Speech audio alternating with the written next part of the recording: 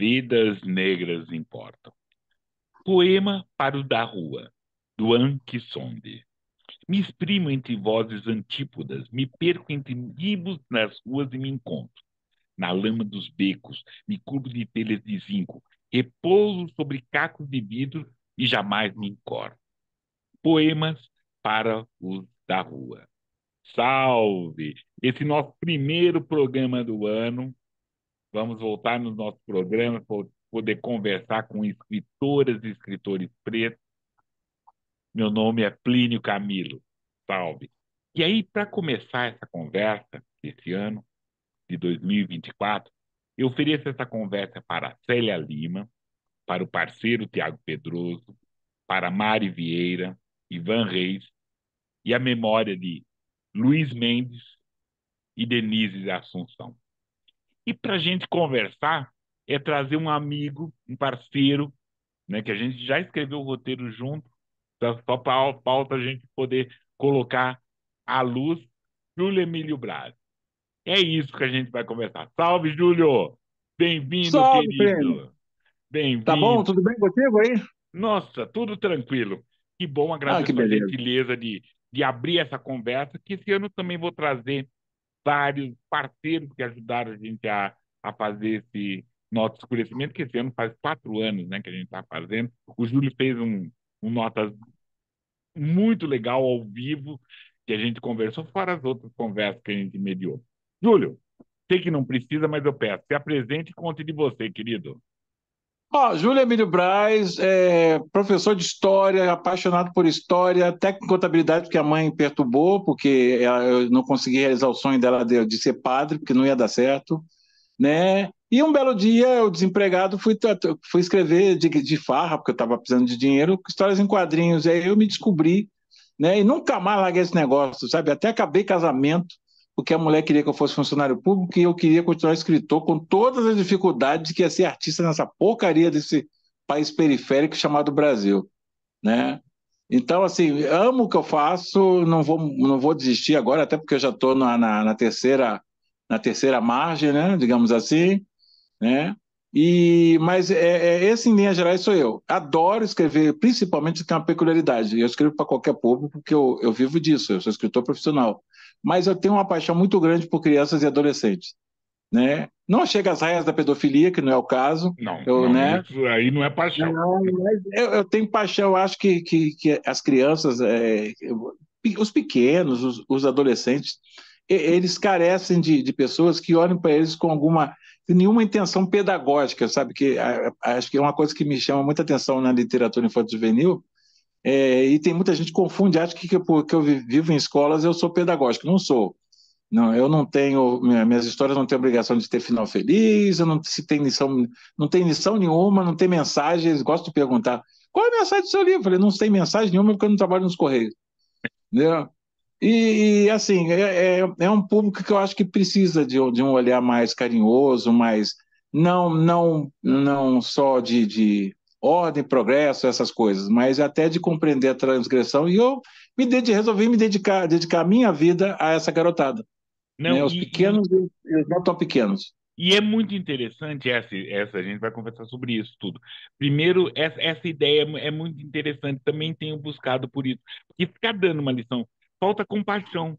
Porque muitas vezes, lógico que não é, a pedagogia não é ensinar, é instrumentalizar, tem toda outra questão. Mas é sempre ver essa criança, não ela vivendo naquele momento, mas ela vivendo sempre o futuro, sabe? Aquela questão, quando fizer, quando fazer, quando tá, lá, tá, lá, e não querer tratar todas as coisas, né? E não Sim, ainda é dar arrogante, aquelas né?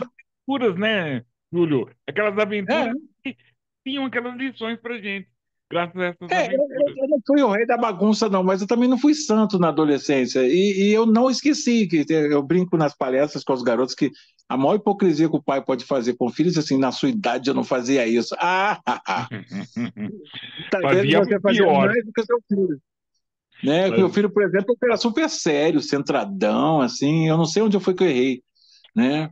É, assim, eu lembro disso, de cada besteira que eu fiz, cada paixão que parecia ser a última, mas não era, durou uma semana, depois veio outra, os professores que eu odiava e hoje eu compreendo.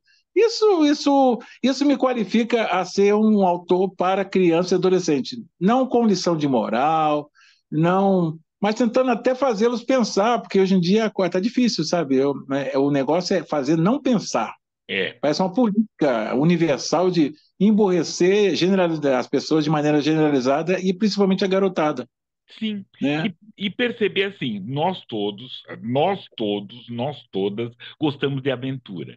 E é assim, e contar essa história com aventuras para essas crianças, para esses adolescentes, para esses adultos é muito legal. E aí você Sim, introduz seu ponto de vista, introduz seu olhar, introduz suas coisas, introduz as suas questões todas que você quer apresentar e fazer refletir. A reflexão é do autor, é da autora, né? É do leitor. sim. A literatura é um jogo de imaginários. Se só o meu imaginário está em ação, não é uma literatura. Não, Porque o imaginário do moleque, do gurizinho, é fundamental. Ele precisa ter autonomia na sua imaginação. Ele tem que encontrar coisas do meu livro que eu não coloquei, porque o que eu coloquei está visível. sim. Né? Então, essa é uma coisa que eu prezo muito. Eu acho que as crianças, a nossa sociedade é muito de tutelar. Não sei se for aqueles 350 anos proverbiais, né? Que a gente tem mania de tutelar tudo, tutelar o que a criança vai ver, o que a criança vai pensar. A criança não é burro, não, cara. A minha mãe era uma pessoa muito interessante, que foi com ela que eu aprendi a gostar de escrever para essa garotada, porque ela falava que você nunca deve tratar uma criança como criança e um adolescente ou um jovem como jovem. Ele é uma pessoa. A única diferença é que ele está aqui menos tempo que você, mas não é por isso que você tem alguma superioridade sobre ele. Sim, Né? ele tem um ponto de vista, está amadurecendo sua história, está fazendo várias coisas, tem um crescimento, mas é uma pessoa e precisa se É. divertir. E precisa, porque tudo tem lição de moral, porque era terrível, né? Parece aquela fábula de La Fontaine, ela tá, a uva estava um verde para você, sabe? Moral da história é terrível, né? E Não, parece hoje moral que da é história que ela não deve ter moral, né? exatamente, exatamente, Sabe? exato. Moral, tem muita gente ensinando moral pra gente. Não precisa de mais um autor como eu, ficar ensinando, olha, faça assim, senão. Se na história o sujeito se der mal, ele se deu mal por circunstância, não porque eu quero dizer para todo mundo, se você fizer isso, você vai se dar mal, porque a gente sabe, nós dois que somos meio cascudo, que no mundo real o mal é que vence. É, é, Eu gostaria de dizer para você assim, não, o bem vencerá. Mas a gente vê todo dia o mal se encastelando, se dando bem, os que tocam esse país, não politicamente, mas no geral, comerciantes, industriais, coisa e tal, via de regras não tem nem biografia, tem prontuário, né? sim, exatamente, Então, exatamente. eu não quero iludir a garotada, não. A transformação vai partir deles, não de mim. Não me siga que eu não sou novela. Ah, não, exatamente. Não, e a gente já está num outro momento. Esse você falou terceira margem, eu penso que já está no terceiro tempo, né? Ou pelo menos no final do segundo tempo, a gente já está lá, está jogando nos veteranos. E é lembrar que também nós, né? Gostei. Nós somos conservadores. Por quê? Tá? Né? Fazendo um testemunho. As nossas dificuldades, a gente está inteirado, ou a gente está usando a internet, a gente está fazendo várias coisas, mas tem algumas dificuldades, não é uma coisa, não é tão orgânico para a gente assim. Então a gente É, gostaria de. Não é orgânico, né? Não é orgânico, as coisas não são orgânicas como é para o jovem. Essa modernidade, verdade. né? A gente está precisando de algumas coisas, mas a gente é conservador. Então, temos uma história para contar, temos uma forma de contar uma história, que não é o bastante, mas é interessante Uhum. levar isso. E aí, Júlio, É, conta pra gente como é que tá os andares das escrituras. Você está com uma editora agora. Quer dizer, agora isso, já era faz loucura tempo. bastante tentar viver de escrever no Brasil. Aí, quando eu cheguei aos 50 e poucos anos, eu resolvi enlouquecer mais um pouquinho, porque a gente vive movido por sonhos, né? E não tem hora para sonhar, cara. Esse negócio de, não, eu já estou muito velho. Você não está muito velho. Eu estou aqui, adoro ir na Alemanha. Eu estou quase cometendo um ato de loucura que aos 64 anos terminar minha vida na Alemanha. Isso é bobeira, mas toda vez que eu vou lá, eu fico assim, seduzido. Né? Mas aí o cara, pô, mas tu tá com 64 anos, enquanto eu tiver vivo, eu não sei quanto tempo eu vou durar, se eu for durar 100 anos. Eu tenho mais 36 anos para curtir. Sim, É uma vida na Alemanha, eu podia fazer isso lá. Não, mas não é isso que me. Quando eu cheguei aos 50 e pouco, quase 60, eu resolvi recuperar um sonho que era o início desse sonho. Na verdade, eu atrasei durante pelo menos uns 15 anos, que era, não vou dizer aqui o nome, virar o Paula Brito. Que, Beleza. né, pouca gente sabe quem é Paula Brito, mas foi um grande editor do século XIX, editor, se não me engano, ou pelo menos revisor do Machado de Assis, negro, que esse país a gente apaga esses negros maravilhosos de um jeito Sim, que sim. a negrada, depois que vem mais tarde, tem que ficar cavucando muito para trazer a vida para a garotada saber que eles não são os merda que vão ser só subalternos a vida inteira. Teve gente e ainda vai ter muita gente bacana, importante nesse país, que é negro, Que a gente vai né? descobrir. Não, Paula Brito, a gente já falou de Paula Brito aqui. Ele é importante porque ele, na gráfica dele, que imprimiu os mulatos, uma outra coisa que a gente vai falar mais para frente, onde Casimiro de Abreu e Machado de Assis trabalharam, né? Isso, Né? sim. Ele Ele trabalhou, foi pai foi o dessa gente espaço. toda. Né? Exatamente. Então, assim, eu falei, vou virar o Paula Brito. Aí eu juntei, eu vou dar o nome da editora. Inicialmente eu quis ser um homem sério, aí escolhi uns nomes bonitos, assim, ó. Saga Editora. Nossa, que bacana. Nossa, mas Saga é escandinavo, não tem nada a ver. E aí eu lembrei da segunda esposa, né? E ela costumava dizer que eu sou meio assim, eu tenho poucos amigos, mas tenho uns amigos certos, né? E aí, esses amigos sabem que se eu tiver que falar alguma coisa, eu vou falar. Eu não sou sem noção, mas eu vou chegar no cantinho ali e falar: olha, esse negócio não é assim, bababá. Se você não concordar, continuamos amigos, mas eu dei minha opinião. Sim. E aí, ela costumava falar assim: não, mas você é um ogro mesmo, né? Sabe? E aí, aquilo já me deu um insight. Depois eu lembrei de um historiador que eu gosto muito, o Mark Bloch, que ele dizia que o historiador é igual um ogro, vive de carne humana. Eu falei: o artista também vive de carne humana.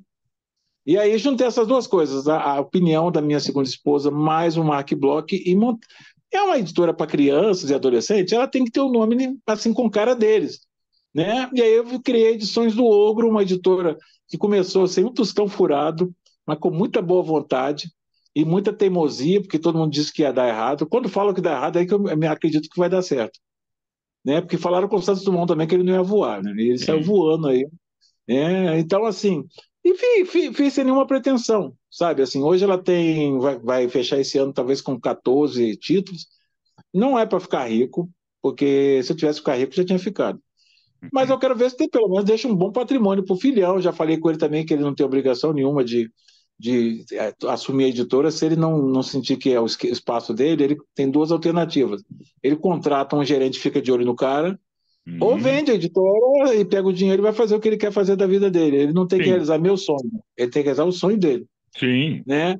Mas é um negócio divertido que me revitalizou. Eu não vou falar aquele papo bobo de que isso aqui me transformou em jovem novamente, porque eu já fui jovem. Uhum. Mas me deu uma vontade de viver, sabe? Assim, putz, fazer livro. Agora começaram a vir garotadas, jovens autores trazendo livro para eu ler. Veio um negócio meio chato, que eu estou me sentindo verdadeiro Yoda, né? E todos eles vêm Sim. assim com aquela cara assim de veneração e falam: Ô mestre, ô mestre. Aí outro dia eu falei: Ó, não sou Yoda, cara. Entendeu? Eu não sou nem seu Braz, que seu Braz era meu pai. Então, por que essa história de mestre? Eu não sou mestre de ninguém, eu estou aprendendo até hoje, né? Então, assim, mas está sendo muito gostoso. Né? Assim, hoje mesmo eu fui reunir com os distribuidores aqui, discutindo, porque eu quero fazer coisas ainda. Como eu não sei quanto tempo eu vou viver e esperar a morte não é a opção, Uhum. né? Não. Se ela quiser pegar, ela vai ter que correr atrás, porque eu vou sair correndo até o último momento, né? Quem Talvez sabe eu até dou na perdido, Alemanha, não. ela vai ter que ir para a Alemanha também. E vai chegar falando, ó, se chegar alguém aí que não fale alemão, você não deixa entrar Não não, deixa viu? entrar, não deixa entrar. Quer falar do português, então expulsa. Então, assim, cara, tá sendo muito gostoso e, ao mesmo tempo, é assim, gostoso pelos equívocos que acontecem. Porque, ó, primeiro que eu lancei livros meus que eram consagrados, aí eu peguei um que é muito consagrado, é o que o outro dia um autor falou, é um clássico, né? Que é o Pretinha Eu. Aí eu comecei com o Pretinha Eu. Aí daqui a pouco lá vem, eu entrei no Amazon e começou a vir queixas que estavam vendendo cópias do livro do Júlio Emílio Braz. Aí, pô, será que estão vendendo? Aí eu fiquei puto comigo mesmo. Pô, pegaram meu livro, eu sou um autor pobre, um editor pobre, um autor pobre. Aí eu fui ver, o cara mandou lá do Amazon, mandou uma foto, era o meu livro. Porque esse livro ficou um tempão na Cipione, aí os caras acharam que aquilo ali, a minha edição, era falsa, né? Então, eu já teve aqui, contei com a livreira que achou que eu não era dono, que ela queria falar, porque eu disse que não ia dar consignação para ela. Aí ela falou assim: mas eu posso falar com a dona Bianca? Quem sabe ela me dá a consignação? A dona Bianca é minha funcionária. Ela emite as notas. Eu não adianta falar com ela porque eu vou dizer não para ela, né? É só, então, essas coisas, assim, porque eu acho que, sabe assim, o Lima Barreto, cara, ele era um visionário. Esse cara, ele ainda tem que ser redescoberto e botar pelo menos uma estatuazinha dele em cada lugar do Brasil. Porque esse cara é o cara que chegou mais ao negro na sociedade brasileira. Ele era de uma clara evidência que ele pagou um preço caro por isso. Que ele Sim, falava uma coisa com a verdade. Negro só incomoda quando sai do lugar dele, é, né? Então, exatamente. assim, eu falo com a garotada na escola, principalmente os adolescentes, qual é o lugar de negro no futebol? Dentro do campo.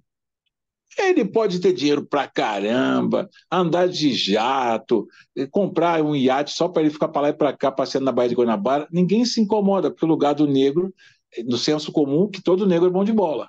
Sim, Agora, quantos treinadores você vê na beira do campo da primeira divisão negro? Nenhum, nenhum. porque já não é o lugar de negro, ali é um lugar de pensantes. E Exato, o lugar de negro no futebol é correndo. exatamente. Técnico não é Não, nenhum. Não tem, não não, tem, não tem. não, não. Não, então não tem, você tem que procurar muito. Você vai encontrar talvez na segunda divisão, ou assim, de vez em quando aparece o Roger, que foi aquele lateral do Grêmio, mas na primeira três derrotas seguidas ele já dançou. Não, duas e Ou, meia. assim, Duas e meia. é, ou o Marcão, cara, eu tinha que. Alguém tem que escrever a biografia do Marcão, porque o Marcão é assim, ó, o Fluminense está mal. O treinador branco não está ganhando nada. Aí manda o treinador branco e chama o Marcão. Aí bota o Marcão como treinador, o Marcão salva o time, o prêmio do Marcão é voltar a ser funcionário do Fluminense. Aí contrata Exatamente. outro treinador branco. Entendeu? Então, assim, não é lugar de negro, pelo menos na cabeça de muita gente nesse país, Sim, inclusive de negros, é chato falar isso, mas inclusive de negros, que o editor seja negro. sim. Cara, para ser editor, você tem que contratar uma gráfica, não precisa nem ter gráfica agora. Você contrata uma gráfica, arranja diagramadores bons, escolhe autores legais, e se tiver dinheiro, você publica. Uhum. Só. Simples Exata- assim, não é? E é legal que tenha. Uma vez eu vi uma entrevista do Agnaldo Silva, questionaram por que nas novelas da Globo não se escrevia mais protagonismo para negros. E ele falou que uma das razões é que você tem, se quer um advogado negro, você tem que botar no roteiro, advogado negro. Se botar advogado só, vamos botar um branco, É, né? É igual aqui, ó, eu fiz a minha biografia, muito legal, o pessoal da Mostarda me autorizou a fazer uma biografia para as crianças, minha vida. Aí eu não botei que a minha mãe era branca. Quando eu recebi a revista, o livro, a minha mãe era negra. uhum. Nada contra, não estou chateado porque botaram a minha mãe negra, mas porque a verdade factual das coisas é que a minha mãe era branca. Sim, Se você não botar que o personagem, que é um piloto da Varig, da companhia aérea X, é negro, vão botar um louro ou um branco, é. né? Do mesmo caso, assim, Porque os detentores do poder e detentores homens brancos, eles acham que aquela branquitude deles, ou aquela branquitude tropical, é a universal. Então, quando fala advogado, é qualquer um menos negro. sim, Né? sim. Enfermeira, qualquer um tá. Se for lá, enfermeira negra, enfermeira tá. Aí você tem que ficar pensando nessas questões, assim. É a mesma coisa das mulheres também, coitadas. Se tem certos papéis que é histórico, engenheiro. Se não botar na novela engenheira, mulher, vão botar um homem. Porque Sim, mulher não é engenheira. Pô, qual o quesito básico para ser engenheiro? Tem interesse em engenharia. exatamente. O teu Exatamente. sexo não quer dizer nada. Então é a mesma coisa. Eu tenho amigos que sambam melhor do que eu. Tem um que é louro. E aí, qual o problema? Não, isso. Não. A deficiência minha é a qualidade dele. Sim. Né? Essas coisas do estereótipo é uma coisa meio irritante, né, em certas situações. Sabe? Com certeza. Olha, daria para escrever 10 livros só com os equívocos que, quando chega o autor, eu sou confundido com motorista, divulgador, carregador de mala. Tem um, mas meu amigo Rogério, a gente é muito amigo, né? O Rogério Andrade Barbosa, e ele tem um monte, ele coleciona muitas, ele morre de rir quando tem esses equívocos, né? Porque, assim, é engraçado. as pessoas confundem. Não, escritor ainda negro é uma excrescência, apesar de já ter muito mais de quando eu apareci nesse mundo, Nossa, né? com certeza, com E certeza. muito mais e muito promissores, principalmente. Sabe? Eu acho que se há essa grande mudança, e é fruto de uma luta ainda meio. Não é uma coisa assim, são caras que brigaram muito para chegar ali, e a gente tem que respeitar, mas está crescendo, aparece um Gessé Andarilho, um Jefferson Tenório, gente nova que vai abrir o caminho está mais pavimentado para eles, e eles vão deixar um caminho muito mais pavimentado para outros que estão vindo atrás deles. Sim, Né? sim, A gente mas precisa de mais editores negros, sim. Precisa, né? Como dono precisa. de jornais negros, como precisa de donos de emissora de televisão, mesmo que sejam regionais, negros, dono Negros, de rádio, né? exatamente. Porque é uma visão de mundo, não adianta questionar, é uma visão de mundo, É, né? é. Sabe, essa visão de mundo tem que estar presente, ela tem que ser naturalizada. Não pode ser, quando você vê um editor negro, não, editor negro. Não, é um editor. O negro é uma questão de pigmentação e acabou. Sim. Não, a gente tem que comemorar sempre os primeiros negros em alguns lugares, ou as primeiras negras. Mas o que a gente tem que ter como meta é o 54º, 203º. Nossa, como, né? É isso que a gente tem que ter como meta. E tenha, sabe, que tenha muito mais em todos os momentos, assim. Não só algumas vezes, né? Não só algumas Não pode vezes. ser uma coisa episódica, né? É, com Porque certeza. ela fala, olha, em 1990 e poucos, apareceu um doido aqui chamado Júlio que montou uma editora, né? Não, tem que ser uma coisa assim, ó, tem ali aquele editor negro que é ali de Recife, tem aquele lá que é de Araraquara, para não ficar excepcionalidade. Eu acho chato quando você... Oba, oba, retomar. Desculpa, nós Ah, tivemos tá bom. uma Não, falha aqui. nada, assim, é até bacana ver ouvir essa moça falando, é chique ela. Você vê que assim, é o nosso É, background, assim, né? Aí, então, é isso que eu estou te falando, quer dizer, não é uma excepcionalidade. Eu quero que tenha mais editores, redatores de jornal, porque muitas vezes a orientação da metodologia de trabalho de um jornal tem a ver com o redator. Se ele é um redator branco, ele não vai ser sensível a outras causas que não sejam as causas do privilégio, né? Querendo ou não, assim, eu não gosto de usar isso, então parece que a gente está acusando todo mundo discriminadamente. Mas só por ser branco já fica mais fácil, né? Sim, Sabe? Fica mais não é fácil. acusar, não é acusar.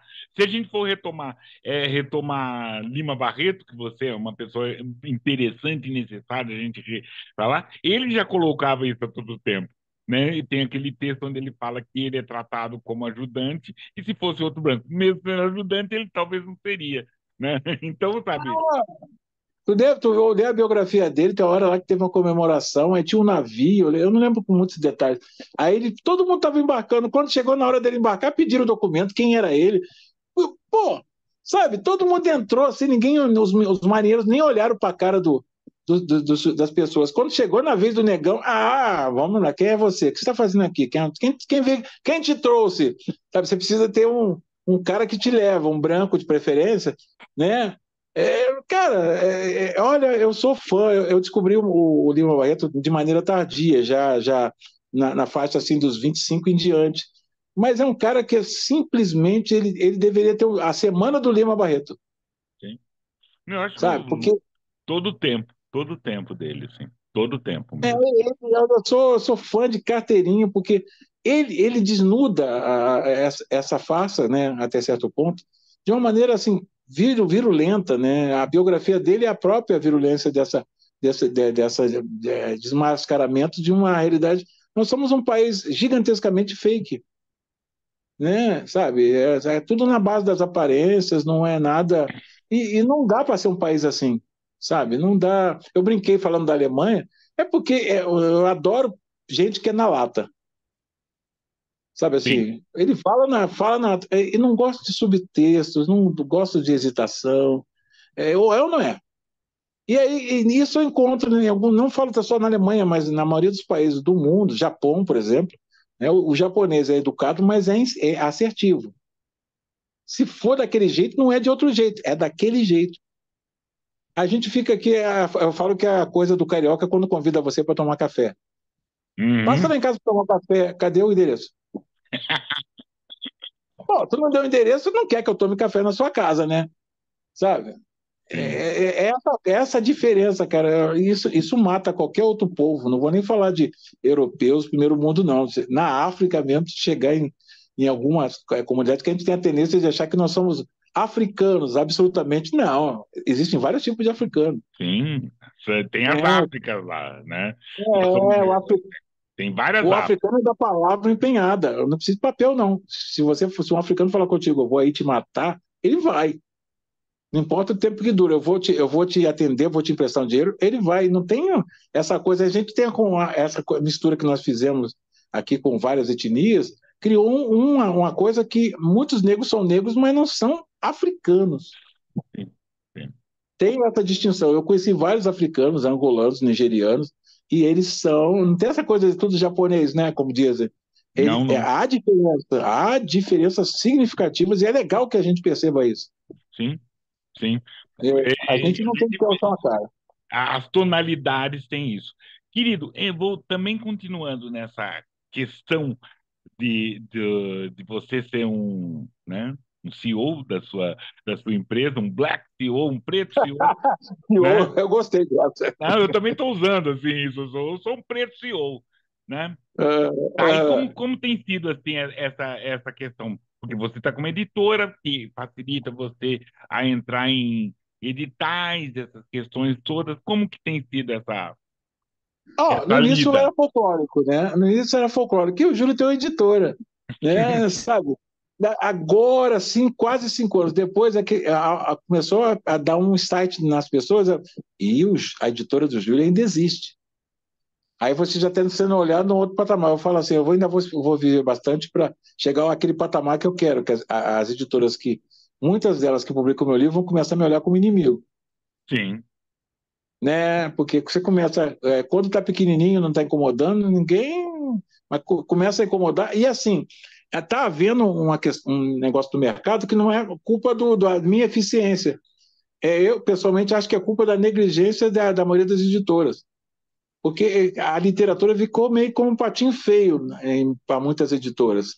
Tem ali, mas ninguém divulga, ninguém mostra, né? E aí, essas pequenas editoras, a minha e de outros editores brancos ou negros, sei lá qual for, elas estão entrando nesse nicho cada vez mais. Sabe aquelas rachaduras na muralha do castelo?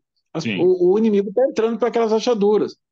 A literatura hoje é um negócio que tem muito mais a ver com essas pessoas apaixonadas pela literatura que montam suas editoras do que provavelmente grandes grupos, né? Até porque nós somos como país periférico, a gente importa muito, né? Pode parecer que a gente publica muitos brasileiros, mas se você comparar com quantitativos que é publicado de traduções, não publica muito brasileiro não, né? Então, assim, agora eu estou percebendo que está virando uma briga interessante. Eu continuo pequeno, porque é filosofia. Eu não quero ser grande, eu quero ter um catálogo grande. Uhum. Mas tá vendo. E assim, 43 anos como escritor, conhecido, lido. Eu já estou na terceira geração de leitores que hoje muitos viraram professores. E são professores, então eu já sou naturalmente buscado por eles, por lembranças boas, até de palestras, que como eu sou um rato de escola, quase toda vez que eu encontro um professor, fala: quando o senhor foi na minha escola, eu tinha 12 anos, o senhor fez uma palestra, eu fiquei. Né, sempre, toda conversa que você vai ver. Quando um professor, mais ou menos na faixa dos 30 anos, vem com um sorriso na sua direção, ele vai falar essa frase. Quando eu tinha 12 anos.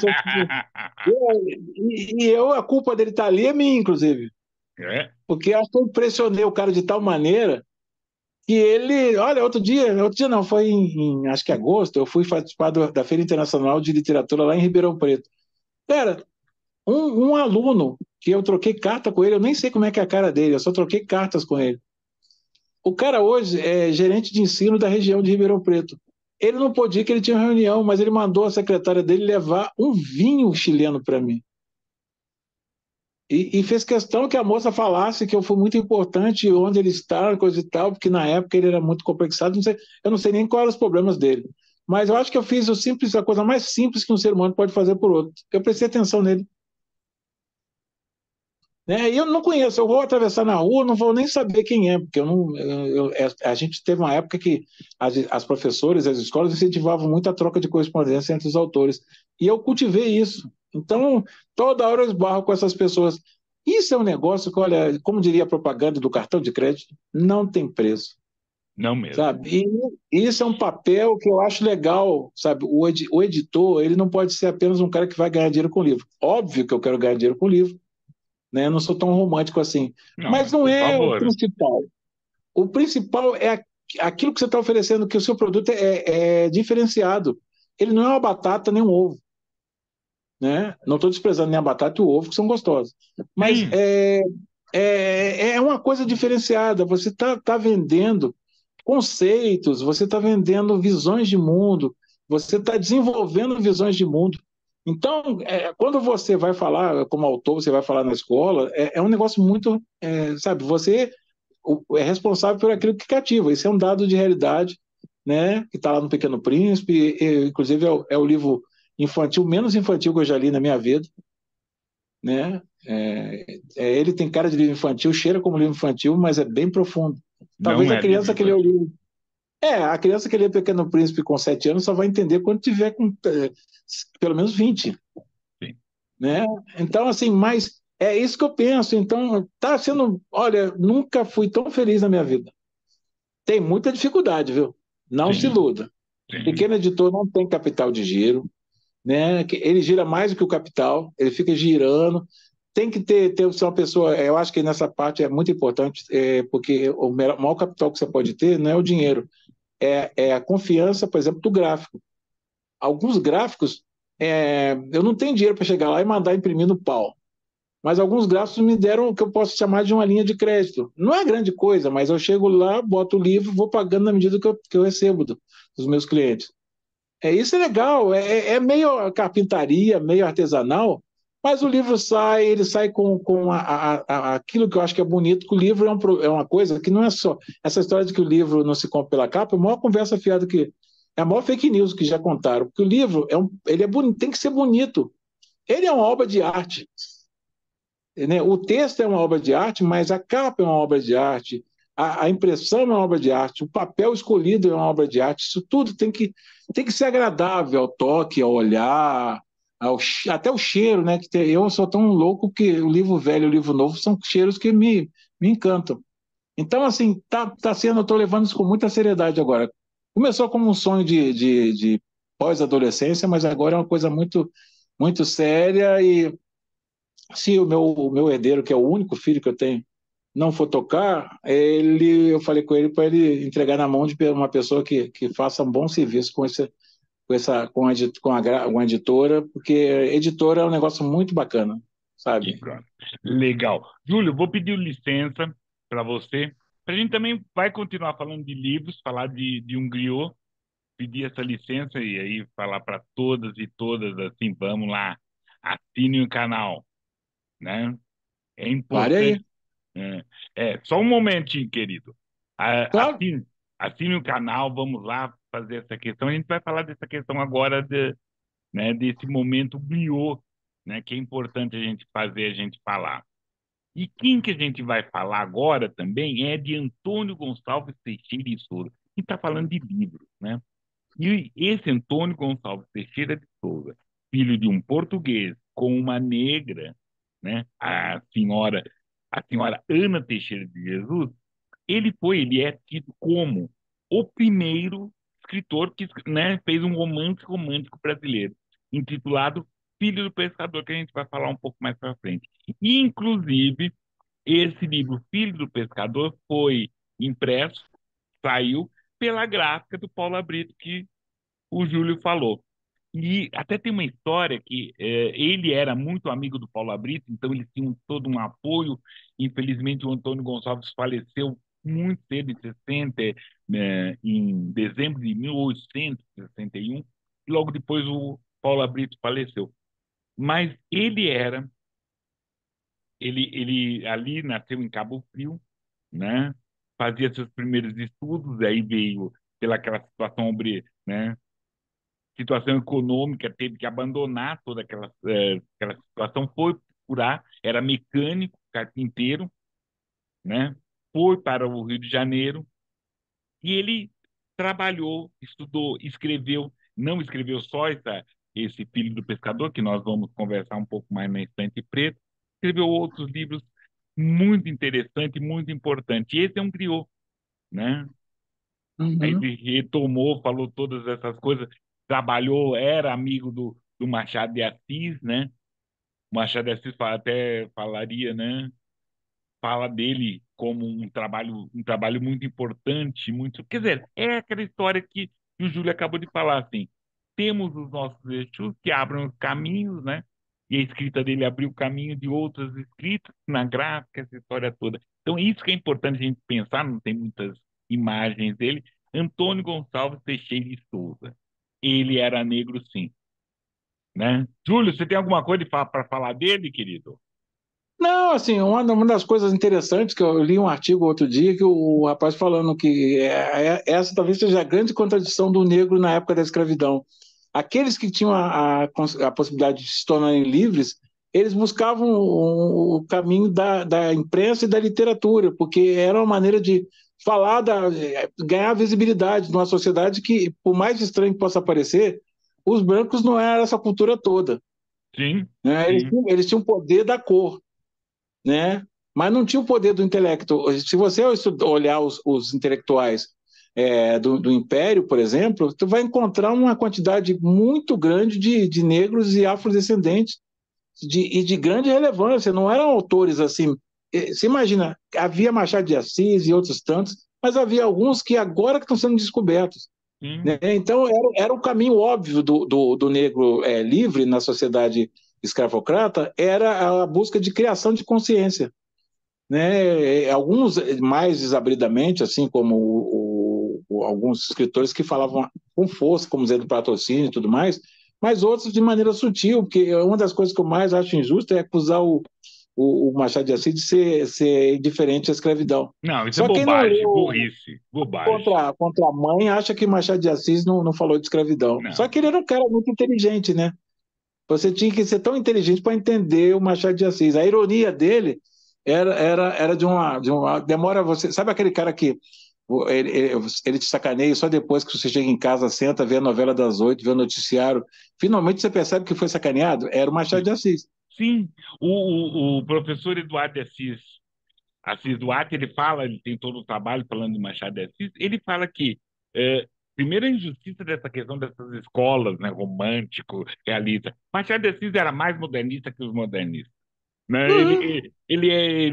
Essa questão de gênero, como Lima Barreto, ele é tido como pré-modernista, que ele era modernista. Então, tem todas as questões. E toda a capoeira, o professor fala isso, toda a capoeira literária que o Machado de Assis coloca, né? Além do que o professor coloca, só entrando nessa questão do Machado de Assis, e o Machado de Assis ele vivia da escrita, como o Júlio Emílio Braz, vivia da escrita. Então, e no momento onde você se colocar, era difícil. Vários contos dele foram em livros, em jornais que ele editava, jornais femininos, né? Pai contra Mãe, esse caso, ele me engano, saiu no jornal feminino. Então ele tinha todo um trabalho. Além do que também está se comprovando agora, que Machado de Assis, como Cruz de Souza, como outros, ele era financiador de vários jornais abolicionistas, né? Sim. Então Não, esse momento de falar que Machado de Assis não se manifestava como um homem negro, tá, você fazer isso no século XIX é uma coisa, fazer no XXI tem todas as dificuldades, imagina no XIX, onde preto e negro era escravo. e onde assim, o cara menos conhecido era fácil dormir livre e acordar escravo de novo.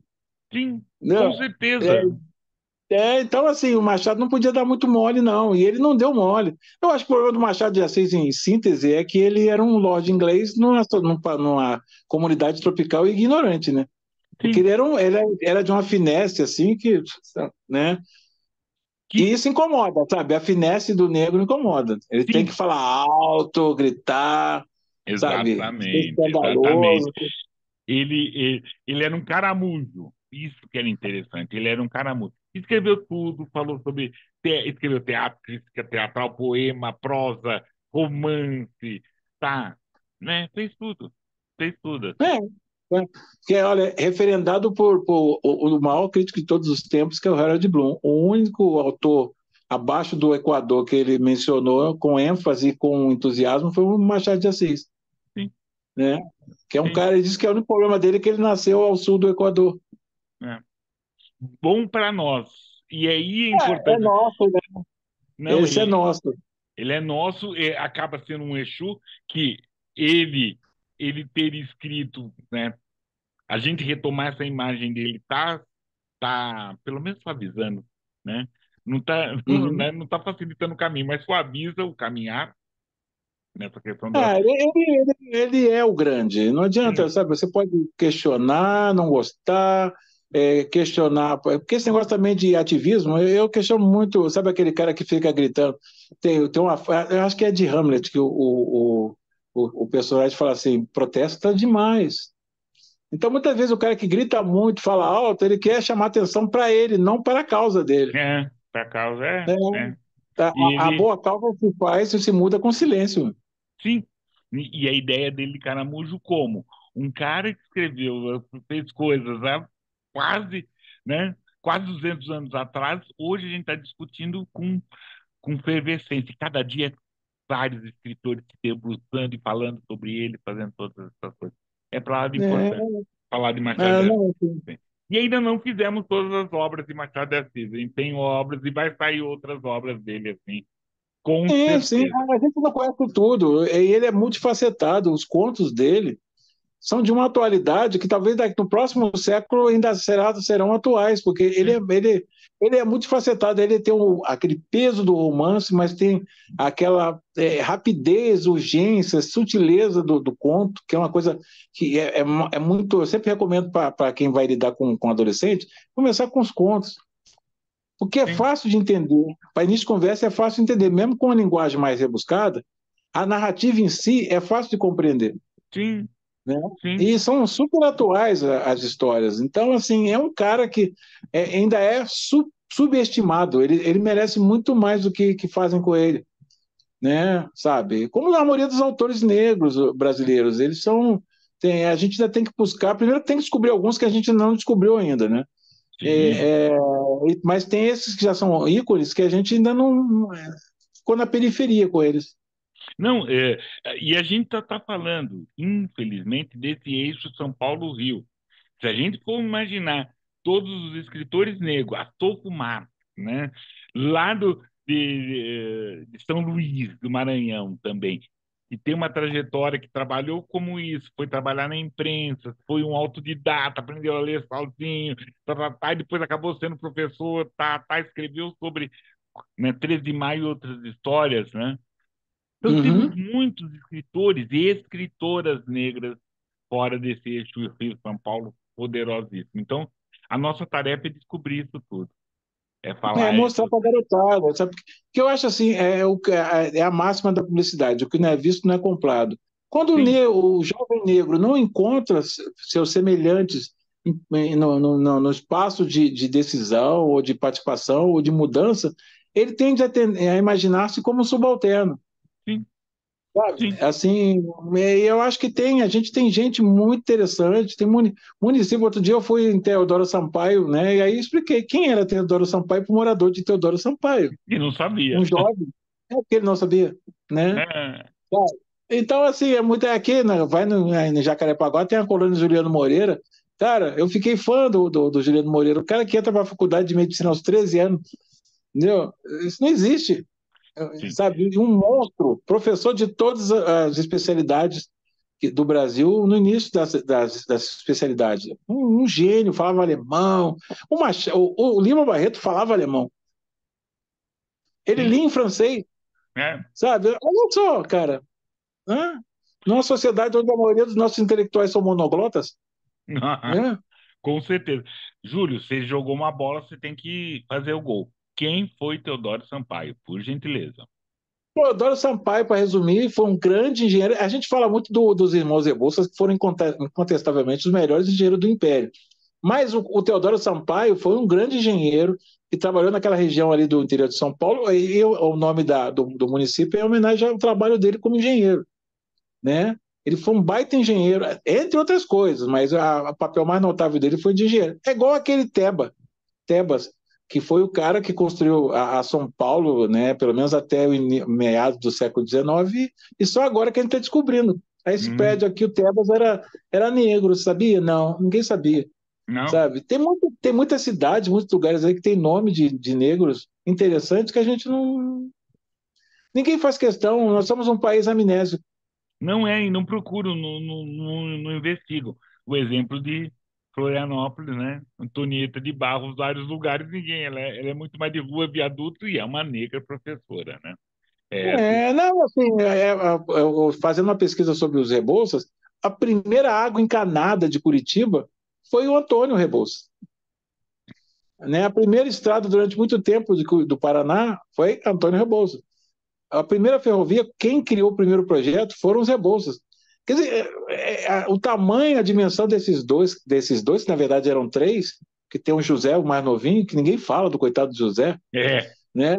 é, Era uma família, e os tios deles, cara, olha, também eram outros caras muito doidos, e todos negros, sim, sim. sabe? Salvo algum engano, os irmãos Rebouças, ele era uma terceira geração livre ou a segunda geração livre?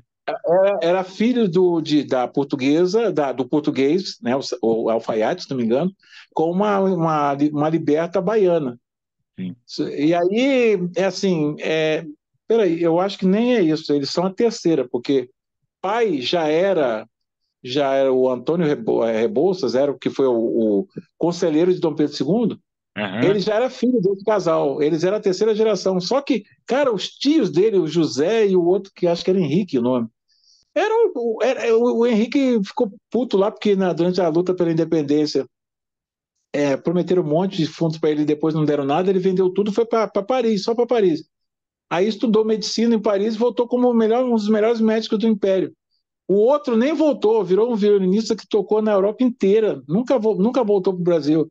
Eram uns caras muito incríveis, sabe? Assim, que ninguém fala desse, principalmente do Henrique e do José, que é o tio desses Rebouças, né? Então, era uma família. Eu até outro dia eu estava curioso, querendo saber quem são os Rebouças hoje em dia. Não tenho ideia. É É, túnel no Rio, avenida em São Paulo, né? não, e Não, quem é os antepassados deles? Ainda existe? Será que existe? Né? Não, deve ter, mas aí muitas vezes até embranqueceu, que também tem ah, esse fenômeno. total. Isso com certeza. Estão completamente embranquecidos. Então, assim, mas você fica. Por ser negro, você fica mais apaixonado, porque você fica imaginando uns caras desses em plena época da escravidão. Esses caras davam nó em pingo d'água. Com certeza, com certeza. Outro dia aprendi de um camarada que na época da República Velha, que para você ser deputado era um jogo muito safado. O negro não conseguia ser eleito deputado, mas o cara fez tanto barulho que ele conseguiu ser o único deputado negro na República Velha, porque ele conseguiu, que tinha que conseguir votos de não sei mais o que, era um negócio muito complicado. Mas ele fez tanta confusão que ele foi o primeiro negro a entrar no Congresso Nacional, Sim, entendeu? Mas sim. pouca gente fala dele. Tem um Não, outro também, Guerreiro, eu esqueci o sobrenome. Ele é recente, que ele foi expulso do Brasil pela. O final é terrível. Ele foi expulso do Brasil porque participou do movimento. Era considerado comunista, né? sim. Sabe? E aí ele foi expulso, rodou, ficou exilado. Quando ele morreu lá nos Estados Unidos. Para mandar o corpo desse guerreiro, cara, tipo, tiveram que botar. A embaixada exigiu que botasse na certidão de óbito que ele era branco. Ele Oba, só foi enterrado no Brasil porque ele veio escrito que ele era branco. Se ele viesse escrito que era negro, ele não podia ser mandado pela embaixada brasileira para cá. Olha que absurdo. nossa, com certeza. Tem muitas dessas histórias assim que a garotada, os jovens aí, estão agora descobrindo a fórceps, né? Porque tem uns doidos varridos aí que escrevem sobre esses caras, falam sobre esses caras. né? E a gente vai mostrando para eles, porque a nossa autoestima da garotada, eu vou muito em escola pública, principalmente, e a autoestima não é legal. Muitas vezes Não, o cara já chega derrotado ali, sim, sabe? sim, Chega derrotado, achando que é aquilo mesmo, que não vai mudar, porque a verdadeira escravidão não é corrente, né? A corrente é aqui, ó. é, Né? é, Se você manipula aqui, não precisa botar corrente. sim. O escravo não foge. É o elefante amarrado com barbante. Porque ele não É, vai fugir. não é, Ele já se assume como inferior. é, é esse trabalho Né? que a Então, gente tem que fazer todo o tempo, dessa questão de superar. Júlio, vou pedir outra vez licença para você para fazer o nosso Estante Preta, que eu vou falar por desses favor, livros, vai por lá. favor, né? E lembrar, pedir para todas e todos que estão nos vendo, façam suas perguntas, deixem seus comentários aí, façam suas. Estamos começando, né? Ano, ano 4, 20, 24. E aí, o primeiro livro que nós conversamos, O Filho do Pescador, de Teixeira e Souza, é uma obra de ficção em prosa, nitidamente influenciada pelos folhetins franceses que haviam sido modismo, né, em vários jornais. O romance teve duas edições, até 1859. Foi lançado em 1843. O romance trata de um drama amoroso entre uma mulher chamada Laura e um filho do pescador chamado Augusto. O romance tem como ponto de partida um naufrágio ocorrido na deserta e esquecida praia de Copacabana. Resgatada da morte por Augusto, a bela mulher enfeitiçará seu ingênuo Salvador. É muito importante a forma que ele narra, os cuidados, né? Esse nosso. E é tido, e é entendido, e é lido como o primeiro romance brasileiro, né? E é importante, né? Ele é o primeiro, é esse que pavimenta o nosso andar, né? O nosso falar, o nosso escrever. Um outro também que está pavimentando toda uma questão, né, falando desse afrofuturismo, né, é Fábio Cabral com o blogueiro bruxo das redes sobrenaturais, né, que é um texto, né, que sai pela editora Malê e fala dessas questões desse afrofuturismo, né, que a gente já tratou aqui, que é o tratando dessas tradições, trazendo essas soluções, trazendo todas essas Áfricas, né, como o Júlio falou, para essa nossa literatura, com os personagens, com fazendo o afrofuturismo, fazendo essa ficção de especulação, como eles se falam. Blogueiro Bruxo das Redes Sobrenaturais, de Fábio Cabral. Muito interessante. E, por último, né, A Luta de Denis, né, do Manuel Soares, né, que sai pela editora Mostarda. É um livro, né, baseado nesse olhar do Manuel, né, que é um retrato da realidade vivida pelos jovens, né? Denis é um menino doce, afetivo, que compartilha a vida com a sua mãe na comunidade, uma comunidade, Vila Zala, sua mãe batalhadora, e ele precisa ter uma decisão na vida. É muito importante esse livro, ilustrado por Paulo Daniel Santos, né? A Luta de Denis. E essa é importante, né? Por gentileza, assine o canal. Júlio, estamos nos nossos Eu? momentos finais agora, nessa questão da Uhum. despedida. Aproveitar e contar para todos e todas que foi uma delícia a gente poder conversar e eu trazer a abertura desse ano, né? Dessas nossas conversas, né? É interessante fazer com o Júlio, que é um parceiro, né? Volta e meia tem, né, dado toques e eu vou repetir o que eu já falei em diversas vezes, assim. Eu conheci o Júlio antes de conhecer o Júlio, né? Eu sou era um viciado em história em quadrinhos, né? E lia literatura, lia quadrinhos nacionais e havia aquele nome, né? Primeiro era uma questão de três nomes, isso que me lembra, assim. Eram três Júlio e Billy Braz, assim, sabe? Era uma coisa assim, grafou. Anos depois, estou eu vendo, pá, caiu um livro dele, Contos Negros, que vem aí. Eu comprei, li, devorei, comecei a ler várias coisas de Júlio. Depois eu tive o prazer vida literária de conversar com o Júlio, ele muito gentil, né? Aceitou conversar comigo e a gente lá aceitou uma proposta, participa de um livro nosso, Rosa para Marielle, que vai sair. A gente está trabalhando para ele sair, sai nesse 24 vai sair. E outras coisas que a gente vai fazer assim. Então, Júlio, eu agradeço muito sua gentileza, sua paciência, sua disposição de a gente poder conversar. Não, é sempre um prazer. Eu acho que assim, eu sou adoro a vida, como diz, eu não sei que a vida é a arte do diálogo.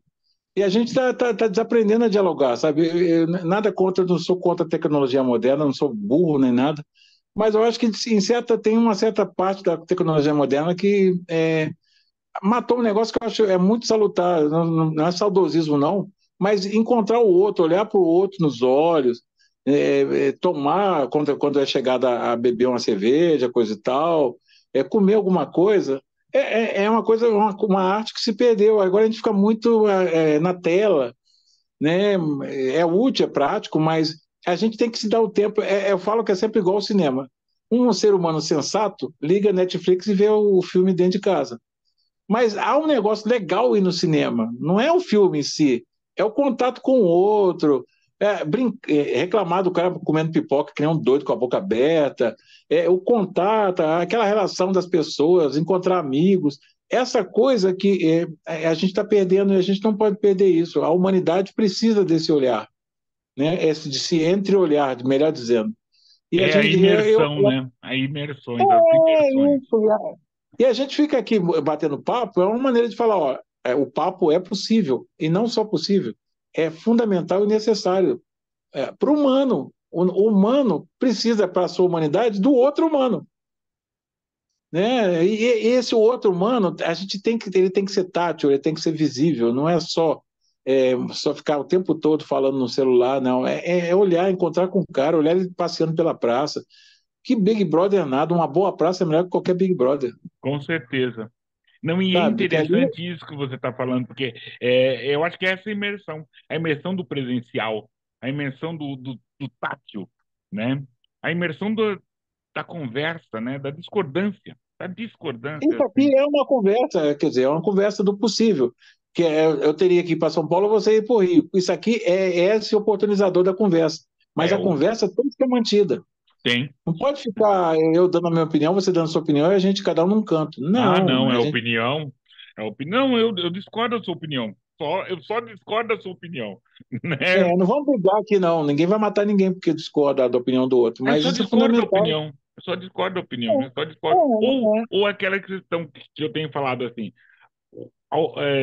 de todas as opiniões, somente uma é oposta à sua. As outras só são diferentes, né? Só são diferentes. Só são sim, sim. E a Exato. vida é isso, sabe? É a arte do encontro. Acho legal essa coisa de você encontrar as pessoas, amigos. Eu sei que a vida é corrida, as grandes cidades estão violentas, mas sempre dá um jeito de a gente poder encontrar, tomar um cafezinho, jogar a conversa fora, e isso é que faz a humanidade, Com certeza. né? Com O que certeza. é a singularidade do humano é a capacidade dele interagir com outro humano. Eu sou porque você é. Porque se Exatamente. eu não posso ser nada se não houver um outro para fazer a contrapartida. Exatamente. É isso, bom, bem interessante assim. Ninguém é humano sozinho, né? Eu não Não sou, existe. eu não sou humano sozinho. Aí eu detesto pessoas sendo, né? Ninguém é humano sozinho. Eu só sou humano em comparação a outro, em, em harmonia a outro, em ressonância, em contrapartida, e sabe, em relação, nas relações Essa com outros. não haveria necessidade de o Júlio se houvesse só o Júlio. E nem Exatamente. o Plínio se houvesse só o Plínio. Existe o Plínio e o Júlio, porque tem outros Plínios e Júlios. E não dá para ser só Júlio, tem que ser Emílio também, para distinguir um pouquinho. E depois ainda tem que Exatamente. botar o Brás, para ficar mais diferente, sabe? Porque tem muitos Júlios e muitos Júlios Emílios e muitos Plínios, e isso é lindo, porque a gente precisa dessa multiplicidade para pensar, para refletir, para ser humano, na excelência da palavra ser humano. Com certeza. Querido, beleza, vamos lá. Então ainda vamos fazer uma, uma conversinha, um pouquinho, né, para a gente poder fechar essa nossa conversa, lembrar, e isso, nota de escurecimento de gerações e aquelas sugestões, né? para rever aqui Uhum. nesse canal. É uma conversa muito legal que nós tivemos no ano passado com Luiz Mendes, que foi para Ourum, né? Mas que a gente está sentindo faz ali um tempinho, dia 1º de janeiro ele foi para Ourum. E relembrando que eu ofereço essa conversa para a memória de Luiz Mendes, memória de Denise Assunção, mas para a presença, né? E que está tático de Célia Lima, Tiago Pedroso, Maí Vieira e Van Reis. Beleza. E é isso, Júlio. Muito obrigado, querido. Agradeço mesmo. Nada, foi um prazer, viu? Conte comigo. Eu Apesar da sei. minha ignorância tecnológica, eu sou muito bom, eu tenho muito boa vontade. Não, boa vontade e paciência. Todos nós temos. Legal, Júlio. Muito obrigado, querido. Nada, querido. Boa noite, viu? Agradeço. Até. Tchau, tchau.